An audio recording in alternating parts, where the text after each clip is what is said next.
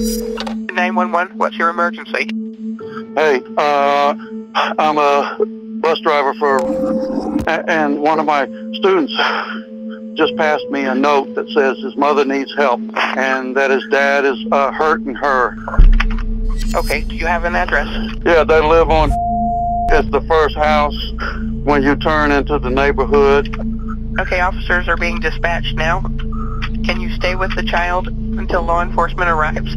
Yeah, so I'm just parked outside the neighborhood. I'll stay here. This is what the Las Cruces Police Department were informed of on April 23, 2021. Just the night before, Veronica had endured 12 hours of what could only be described as a living hell, all because of her abusive boyfriend, Eric Alvarado. At this point, fearing for her and her children's life, the main thing on her mind was to call the police. But Eric had confiscated her phone and refused to let her leave his sight. However, Eric and Veronica's son still had to go to school. This gave Veronica an idea that would save her and her family's life.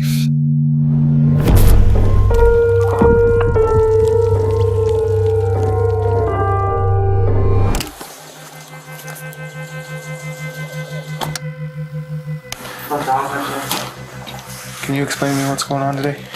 Last night he was taking me a lot. He was shaking you? And so with the pillows. Okay. He picked me up. He got my head against the cabinet, and then he slept on top of here. And then my kids were screaming and crying. And he said that he was either I die or he's gonna have a shot with you guys. Veronica is clearly distressed and just thankful that the cops are here to save her. In fear of her life, she wrote a note behind Eric's back saying that she was in danger and to call 911. She passed this note to her kids in hopes someone from their school would call the police. The note was given to a bus driver who immediately called the Las Cruces Police Department. The cops need to know exactly what happened. Veronica just told them that Eric would have a shootout with the cops if they came, so they know they're dealing with someone either dangerous or delusional, something they would quickly find out. Were you trying to get away from him, or what happened? I just started doing whatever he asked me. He would even tell me to follow him to the bathroom when he needed the bathroom. He would make me pick up the seat for him. Okay. He said, "Are you gonna let me?" And then I was just like, "Well, neither." And then, but I was crying for my mom because he really think I would do that. You didn't try to get out, and he didn't forcefully try to keep you I from was leaving or like, anything like that? I've tried before and it never works, so I just stayed quietly and I stayed up on the bed. I rolled like to try to get away, and he would just pull me closer and hug me. Okay. But I didn't have a phone to call you guys, so I just What happened to your phone? He has it, but he always takes it because he knows that I'm gonna call the cops. Okay, so the marks on your face, is that from him or? And not from him. Okay.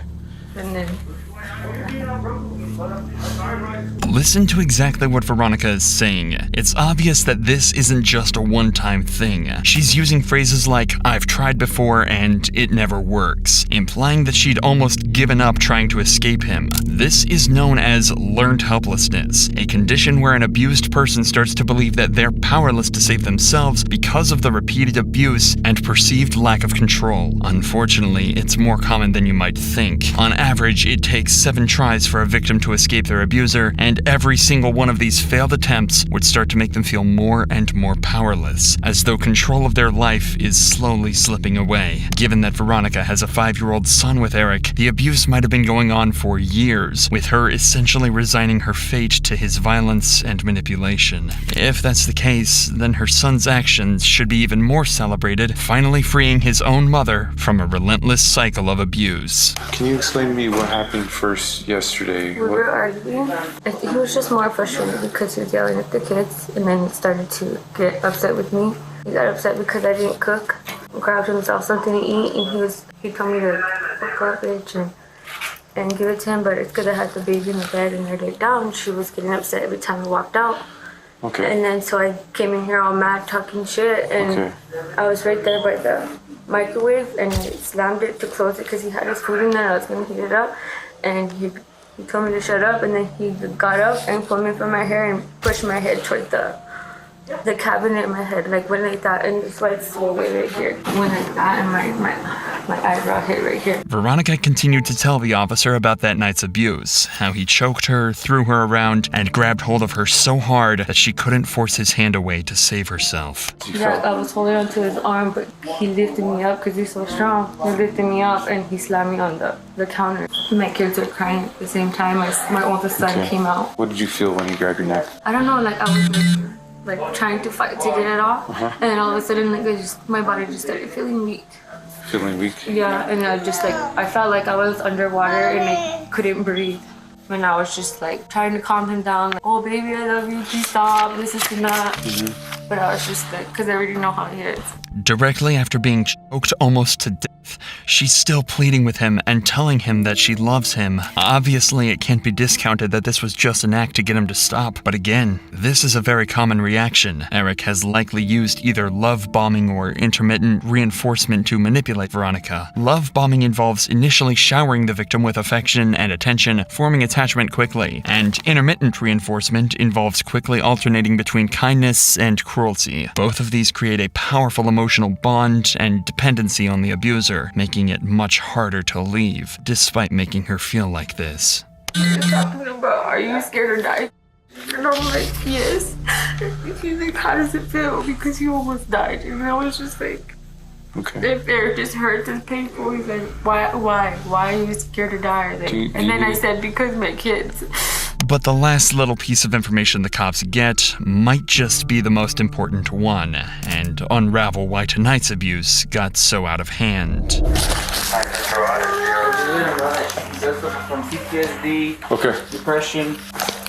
And he hasn't took his medication either. Bipolar depression and... He has a lot. It takes so much help. He has anxiety, bipolar. Yeah. So the only thing that set him off was the whole him not having food ready and all that? No, it was the kids who was yelling at my son. Okay. And that if anything gets him upset, he gets really, really upset. Apparently, Eric suffers from PTSD, depression, anxiety, and bipolar. He's supposed to take a litany of meds to keep him stable, but that night, he hadn't taken any of them. Of course, this isn't an excuse for his behavior, nor is it to be assumed that many bipolar people would ever act in this manner, but it could be a possible explanation for the severe and continued abuse. How long have you been with him? On and off for 7 years. There's a time when he sent me to the hospital, but I didn't press charge. So you never... I felt bad because he always calls and he's just like, I'm sorry, this is that. I'm a sick man. Has he ever been charged with domestic or anything like that? He has? In Las Cruces or New Mexico? With his ex-girlfriend. Okay, but not with you? Yeah. And a lot of times I drop the charges because I feel bad. Eric is clearly dangerous and needs to be locked up, but that all depends on if Veronica is going to press charges this time or let herself be manipulated out of it again. But before she can even make that decision, the other cop comes into the room and lets them know that they need EMTs on the scene immediately. When you were standing up and you started... I don't know if he was making him do himself. Is that normal for him? He gets like that when he's really upset. And he's not acting in an angry way. He does that, and sometimes like he'll fall on me and like I can't pick him up. Okay. So panic attacks are normal for him? He's been out in all week. She says he has knives in the drawer, so... It seems as though Eric has had a panic attack and needs help from a medic. The thing is, the cops can't be sure if this is a genuine reaction or another way to try and guilt and manipulate Veronica, but either way, they get the fire department on the scene to check him out. Does he need to go to the hospital, boys? He's wanting to go. Oh, he's wanting to go? What do you think? We're trying to just take a blood pressure, that's about it. His oxygen's good right now, it's at 98%. Heart rate's fine, a little elevated at 98, but it's nothing crazy. Do you take your medications for PTSD and the depression? No what? Do you take medications for it? Yes. Are you current on your medications? So we always recommend heading up to the hospital, especially because he has like PTSD, bipolar depression. Medically, everything seems fine with Eric, but they still decide to take him to the hospital temporarily at his request. In the meantime, Veronica is now curious about the rest of the process and has made a decision on if she's going to press charges. He always bonds himself out. Okay. And he told me that I'm starting to remember a little bit. It's like, I didn't think I'm gonna be that long in fucking jail. I get bonded up real fucking quick. So I know you said you want a restraining order.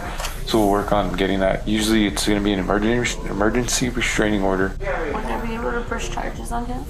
So in situations like this, it's up to the state to pursue charges. So usually we go through with, no matter if we have charges, we're gonna go through with the charges whether you want to or not. I should have pressed charges when I couldn't even open my eyes. Emergency restraining orders are common in cases of domestic violence, especially where there's children involved. Courts are often available 24/7 for the filing of these, and in open and shut cases like these, they'll usually get approved on the same day. That means that Eric physically won't be allowed near Veronica, her kids, and likely their home unless he goes through a rigorous legal procedure. But it turns out that might not even matter, as it looks like he's heading straight to jail. It is going to be a 48 for him. He's going to be cleared already. As long as he's clear, he should be fine then. It's going to bring me the ERO. Hey, can I get a district court judge for the ERO? Cool. From this point, the officer fills out the restraining order and takes care of some other paperwork and investigation around the house. But the day isn't over for Eric yet. Far from it. He was taken to the hospital, but as the officer figured, he was discharged almost as soon as he got there. That meant that it was his turn in the spotlight, and he was handed over to the police, who were going to make sure that he got exactly what he deserved. Stand up, face me. Turn around for this officer. Turn around for him, bro. Oh, there you go. Oh, man, I got all the kids, bro. Alright, bud. Well, before we take you in, alright, you're going to be placed under arrest, okay? CID is the one that are going to take you the charges. Unfortunately, I don't know them. But you are going to be served a Emergency restraining order. I would suggest not contacting her, writing her, going to the house, none of that. As the officer mentioned, the case was handed over to CID, or the Criminal Investigation Division. In even simpler terms, the detectives. Usually a case is passed over the CID if the crimes were particularly severe, or if it requires the specific resources or skills the CID have. In this case, it's very likely the chronic abuse and psychological manipulation that warranted their intervention. As to truly unpack what happened here, it would require an expert to dig deep and use their skills to figure everything out. That's why less than an hour after he was released from the hospital, he was sat face to face with a detective that was about to grill him for his side of the story. Unfortunately, Eric didn't exactly make that easy, and it ended with him back in handcuffs and on his way to a cell. Eric, Detective Bardo with the Las Cruces Police Department. How you doing? What happened last night? Okay, so you're here for a reason, and I'm here with you for a reason, and that's to get your side story. If you're gonna tell me nothing, I'm gonna go ahead and leave and proceed my investigation. So right now, this is your chance. What am I being charged with? I'm not there yet, but I'm in an investigation. I'm investigating you. I don't feel good, man. Okay. I want to go. All right. I'm gonna take you back to the holding cell, okay? So the last thing that I need to do was get your side of the story. Since you're not gonna give that to me, I'm gonna go ahead and charge you with 3 counts of aggravated battery on a household member. 2 of them are strangulation, the other one's gonna be suffocation, or 2 of them be suffocation, one's gonna be strangulation. Battery on a household member, and also deprivation of property to a household member. 3 of the 5 are gonna be felonies. Okay? What? Why are they felonies? What did I do that? 3 felonies. Why? Do you want to talk to me about it? But like, what did I do? What did you say? I don't know, you were there. I didn't. You were there, I didn't that's do nothing. I didn't do nothing, bro. Okay. I did nothing to Then her. stay with that. Stay with that story. I want to know what the I'm not going to tell you felonies are. anything because you don't want to tell me anything. As it turned out, Eric would only be charged with 2 counts of aggravated battery of a household member, 1 count of battery against a household member, and deprivation of property. And with Eric safely in cuffs and in a holding cell, the police had only one more job to do to put Veronica's mind at ease. May I speak to Veronica, please? This is her. Yes? Okay, just real quick, I wanted to let you know that I'm gonna go ahead and charge Eric. He's gonna have 3 felonies, which is gonna be aggravated battery on a household member. 2 of them are strangulation, one's gonna be strangulation. The other one is going to be battery on a household member, and the other one's deprivation of property of a household member. So another thing, I'm asking the officer to call a Sky report to CYFD because of what he exposed the children to. They'll probably just reach out to you, ask to see the conditions of the house, make sure that they're suitable for the children. I know because of what happened, but then at the same time, I don't know how to say this. I accept what you're doing, but there won't be any way he can see his kids. There will be, but it's got to be in different terms now. The way you guys had it, it obviously didn't work because look what he's exposing the children to. As of July 2024, Eric Alvarado is still awaiting sentencing and is being held without bond. However, based on his charges and history, it's estimated he'll likely spend up to 8 years behind bars. With intervention and checks by CPS, the children will also receive treatment and care for any trauma or abuse caused by their father, and Veronica will finally be free of the horrific treatment caused by her evil husband. And remember, none of this would have happened if not for what Veronica's 5-year-old son did that morning, being brave and strong enough to reach out to save his mom, changing his whole family's lives in one heartwarming and heroic move.